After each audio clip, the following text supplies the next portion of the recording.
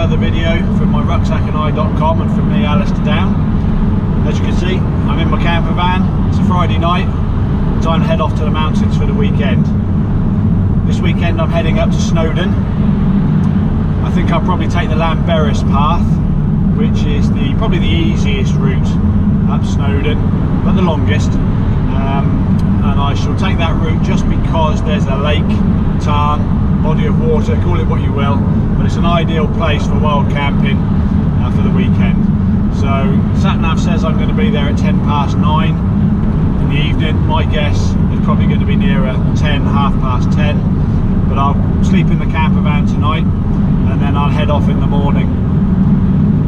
I think this weekend I'll probably just do a little video on the contents of my rucksack, on what I carry for a weekend's wild camp, which is pretty much the same, you know, whether it's 2 days or whether it's 5, 6, 7 days. It's really only the food that varies.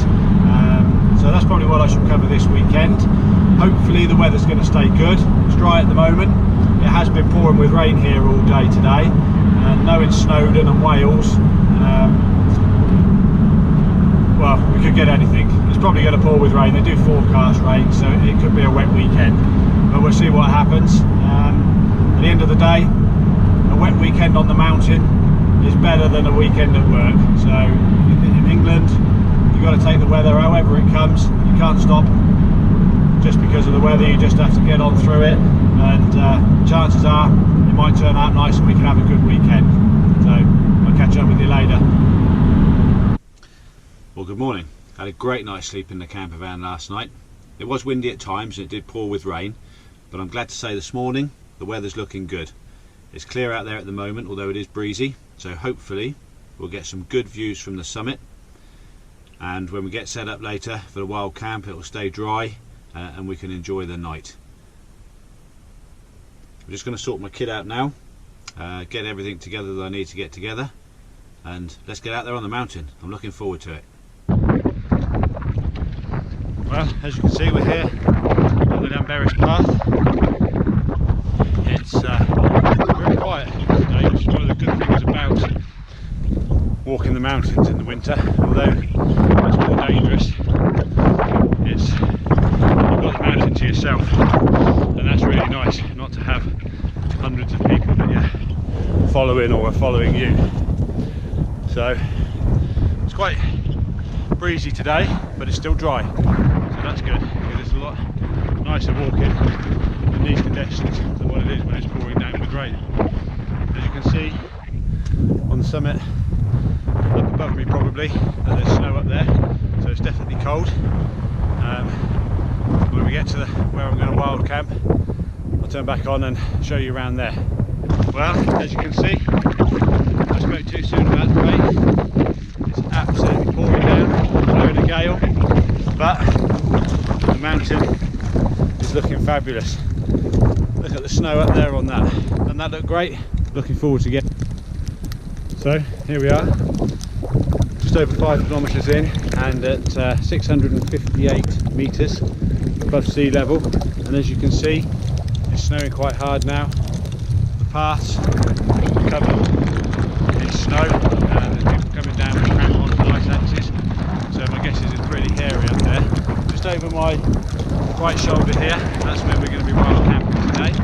That's where the tarn is, so that's where we're going to head over to there. We'll head up a little bit higher so that we can take in it some of the rawness of the mountain, but I'm not going to put myself in a position where I'm in danger. So we'll head up as high as we can until it starts getting too snowy and too icy, and then we'll turn around and head back down to our wild camping spot. But as you can see, the snow's blowing quite hard and it's quite chilly up here, but it's absolutely fabulous. It's quiet, there's a few walkers, but generally it's quiet, and it just makes you feel alive, it makes you feel good, and you take in the scenery and look at the mountain in its rawness and in all its beauty. And that's why we drive 4.5, 5 hours to get to these places and climb like we do, just so that we can see the views and see things that other people don't get to see. Yeah, fantastic. So here here we are, down by the tarn. This is where we're going to set up our wild camping. Just a bit of a break in the weather, so I'm going to try and get the tent up as quick as possible, just so we can remain as dry as possible. As you can see, everything is covered in snow. The backdrop is fantastic. Look at those flakes of rock up there, really imposing. And then you come down to the tarn down here over this side. We've got the stream coming in, just filling it up, everything coming off of the mountain there. So everything's really wet underfoot today, really wet. So I've just managed to find a slightly higher piece of ground here. Like I said in one of my other videos, look for some higher, drier ground. So if it carries on raining, I know that that's going to remain fairly dry because it's on a plateau, whereas everything else that's in a little hollow is just going to fill up with water and it's going to make for a really uncomfortable night. So this is where we're going to camp, right here next to the tarn, right underneath these rocks. What a fantastic location. So I'll get the tent set up now, we'll get inside in the dry, in the warm.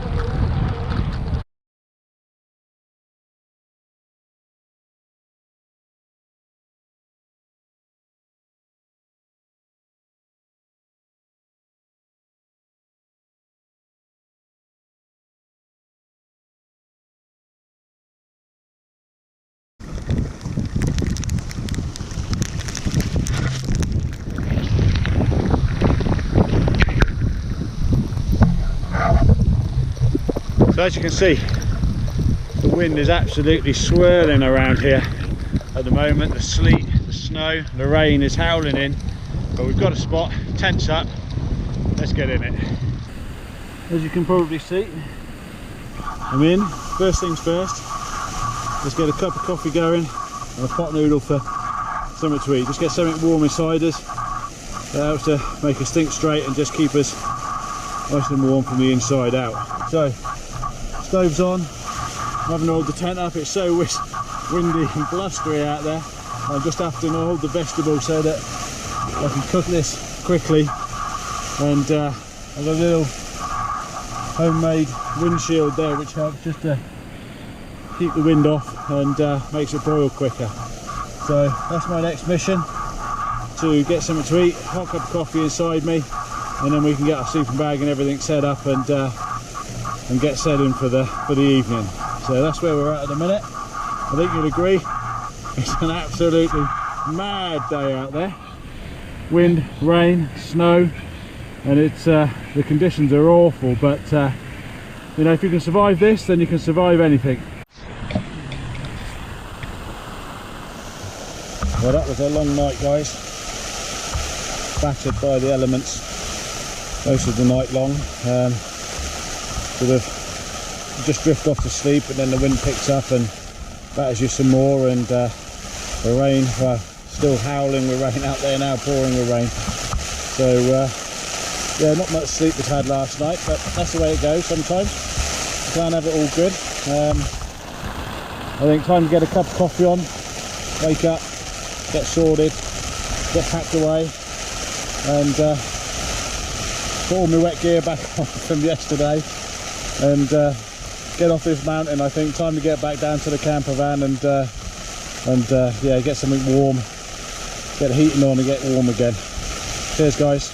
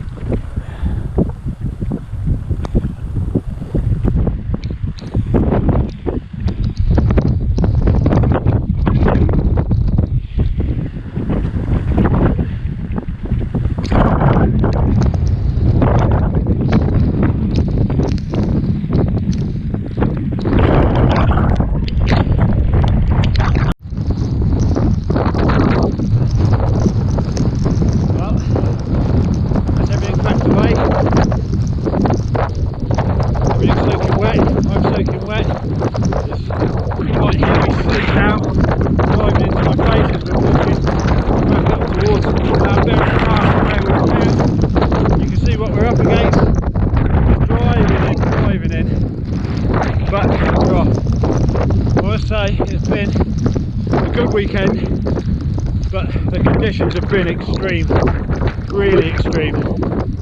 But let's just get back down now, nice and safe, nice and steady, no dramas, and I'll see you at the bottom.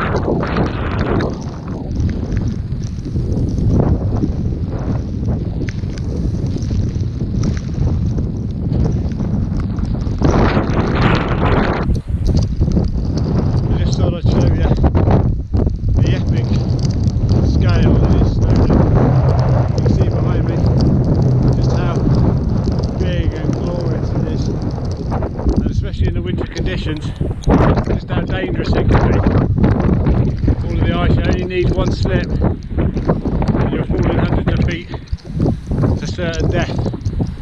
But treat it with respect and be sensible, and at the end of the day you can enjoy it and you can take in the beauty, and that's what it's all about. And it's knowing when to be safe and when not to push on, when it's time to turn around and head back.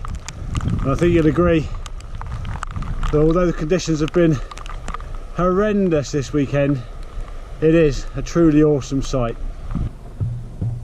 So I'm back in the camper van. It poured with rain all the way back down. It was absolutely soaking wet when I got back from head to toe, but that's the way it goes sometimes. You know, it is good to get out there and walk in the rain as well as walking in the sun. It's good to experience all the seasons that we have here in the UK. So we got back in, got some nice warm clothes on, made myself a nice warm cup of coffee.